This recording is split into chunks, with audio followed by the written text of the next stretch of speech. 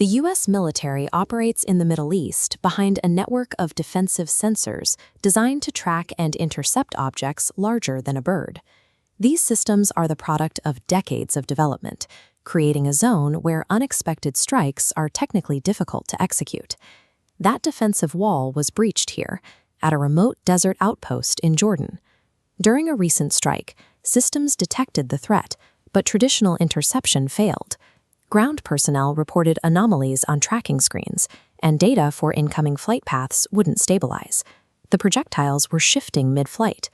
Unlike standard ballistic missiles, these weapons actively changed heading to bypass interceptors, repeatedly breaking defensive radar locks.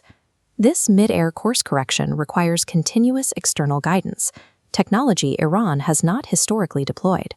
U.S. defenses are designed to counter predictable physics. Now, they face projectiles guided by a sophisticated tracking network, bypassing the logic of traditional interception.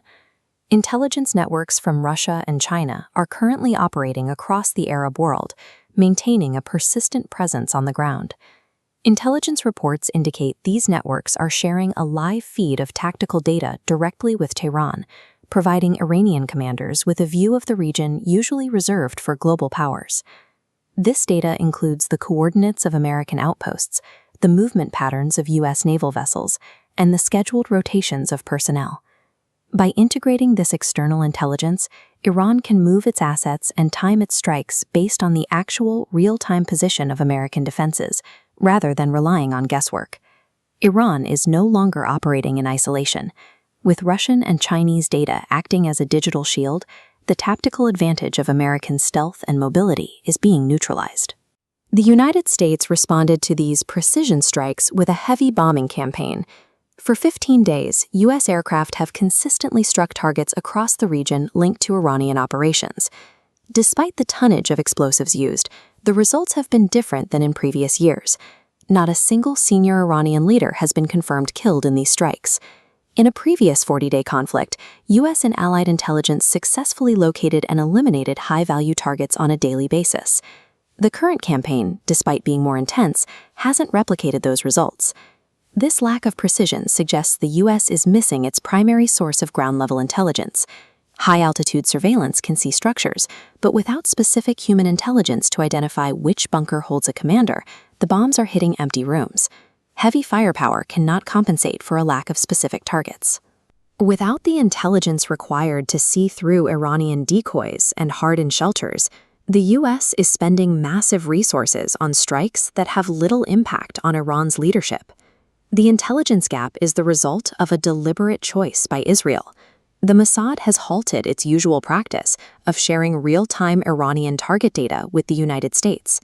This data is built on 50 years of ground-level mapping. Israel maintains a detailed inventory of Iran's internal vulnerabilities, every single tunnel, every supply line, and the specific locations of its operational staff. The decision to withhold this data follows a period of friction led by Donald Trump, whose approach to regional diplomacy prioritized personal leverage over traditional alliances. Trump publicly stated that Israel's survival was solely dependent on his protection, suggesting the nation would be destroyed without him. These remarks were viewed by Israeli officials as a disregard for their own independent military and intelligence capabilities. Tensions increased further when the U.S. moved forward with the sale of F-35 fighter jets to Turkey. Israel viewed the transfer of such high-end technology to a regional competitor as a direct threat to its security.